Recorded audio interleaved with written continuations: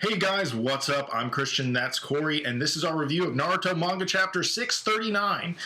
Wada! So anyway, we pick right back up where we left off at the exciting conclusion of last week, which is the first and second Hokage being pretty much blown away. But these are battle-tested people. They know exactly what to do, and the first Hokage immediately grabs Obito and like holds him down with his fucking wood.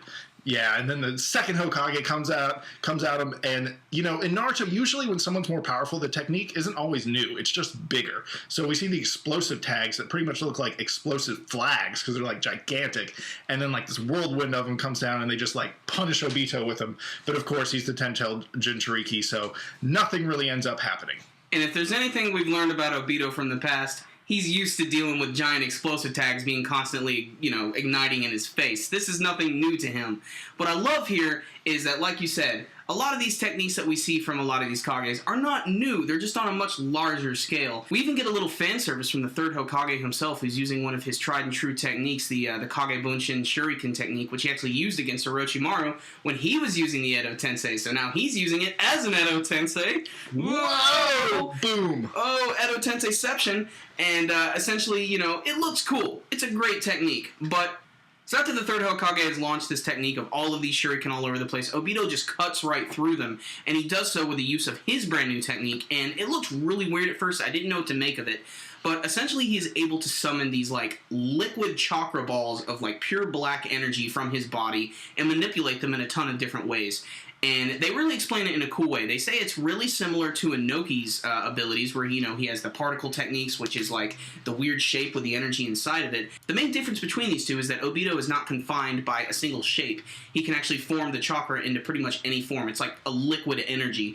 And he's able to manipulate this in a ton of different ways. He's able to like create these like giant rods of pure energy. He's able to create explosions. He can stab people with them. He can just do almost anything with this technique. And it actually kind of reminds me of the way that Sasori, when he manipulated the black sand, the way he's able to like make it just like go all over the place and attack stuff. It kind of reminds me of that. Although since it's the 10 tails, I'm sure it's a lot more powerful. And they even go on to explain that it's a technique that's composed of 4 different elements all together. So, we've seen a few different combined elements in the series. This one, on the other hand, is way crazier. And this actually ends up taking out the third Hokage. And we see this technique used in the way, like, Obito grabs the third Hokage, and then, like, that ball of energy comes out, and then just, like, compresses back in and explodes, like, the whole upper half of the third Hokage. But not to worry, he's an immortal zombie, so of course he's coming back. And this is when Obito starts to, like, lose control, and you see, like, him, like, kind of grow, kind of this Akira-esque scene, as him, like...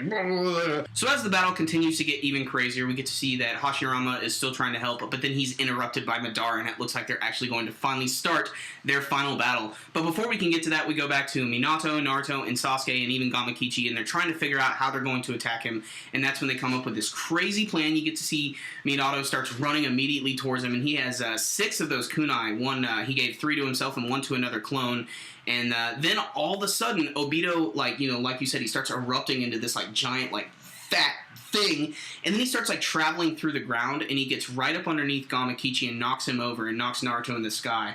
And then he's getting ready to attack him with his chakra. And then all of a sudden, Sasuke just decides to save Naruto with his Susanoo out of nowhere. He lifts the giant hand into the sky. It takes the technique, and it does block it. However, it does knock a giant hole into the very palm of the fist. So you can definitely see this is a very powerful technique that not even the Susanoo can completely withstand. What is interesting about this scene, though, is the dialogue that happens right as it ends. You get to see that Sasuke's just saved Naruto. So there's some evidence there to show that he's probably pretty good friends with Naruto at this point. He still considers him a friend. Why? He would just let him die anyway. But right after this, he mentions that, no, I will be the one to erase the past, or delete the past, or cut the past away. There's a ton of different translations this week, but they all sort of say the same thing, which is Sasuke clearly wants to do something himself. Whether that be kill Naruto or destroy Obito himself remains to be seen. What is interesting is right before they show this, there's a small panel of Naruto in the picture with him, Sakura, and Kakashi and everything, and there is a slash going right through Naruto's face. And I don't know what to take from this. And before you can even have a chance to sort of digest this whole scene, Obito just immediately grabs Naruto and Sasuke by the face and is about to blow their heads off until Minato says he has to come in and help them. And that's where the chapter comes to a close. So at the very end, you're not even sure if Sasuke's even friends with Naruto or why he just saved him. But they might even just die.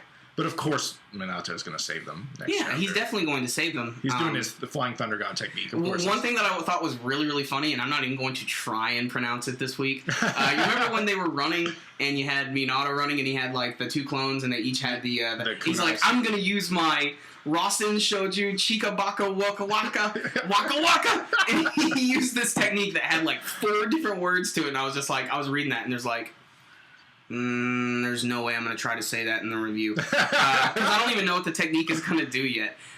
He didn't even use it, technically. No, he didn't yet. I'm guessing maybe that's what he's going to use to maybe try and save Naruto and Sasuke. But before we get to the Naruto and Sasuke stuff, what do you think of the action this week? What we got left off with last week with the first and second kind of getting smacked around.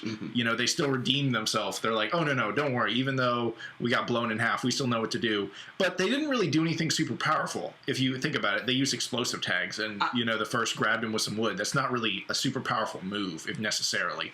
I'm not going to lie. When I saw the third Hokage do his Kagebunshin Shuriken, I kind of chuckled a little bit like, come on, dude, that's not going to do anything.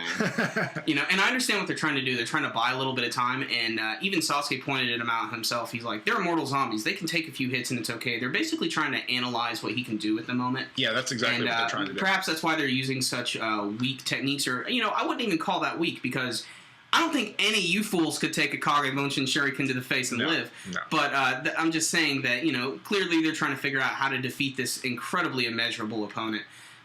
Something else that you also mentioned when we were talking about before we started this review is that Naruto got goofy immediately near. Yeah. This is just a nitpick, and I hate nitpicking because anybody can do it and it's easy. But let me just say this real quick. I think it's just kind of annoying, and I don't want this to affect the score either.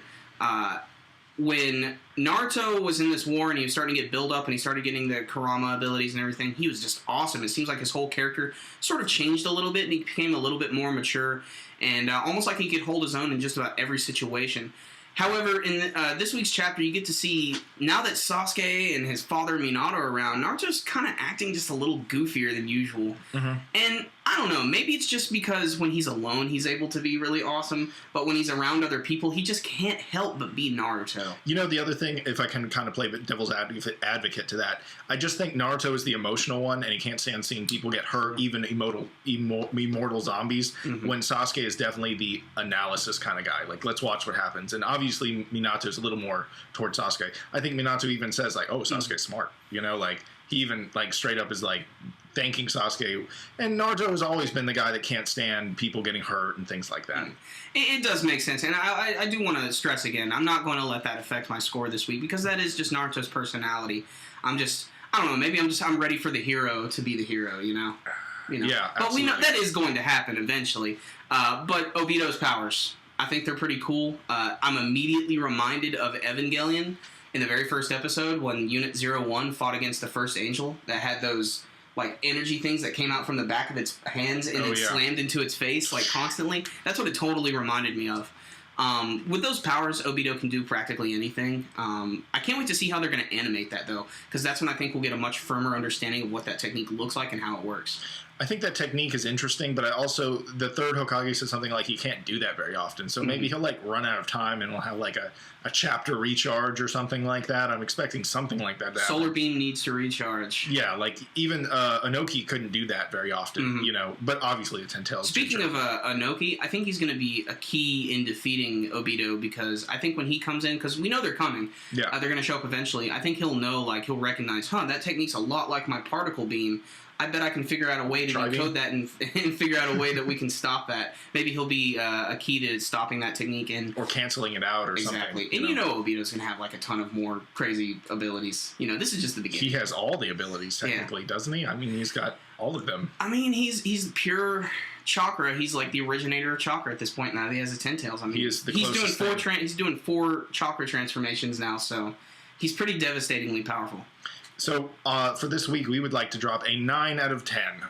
Damn good chapter, but we still think there's more good stuff to come. If you enjoy these reviews, make sure to give us a thumbs up. Always appreciated. And until next time, Super Comic Guru 9000 out.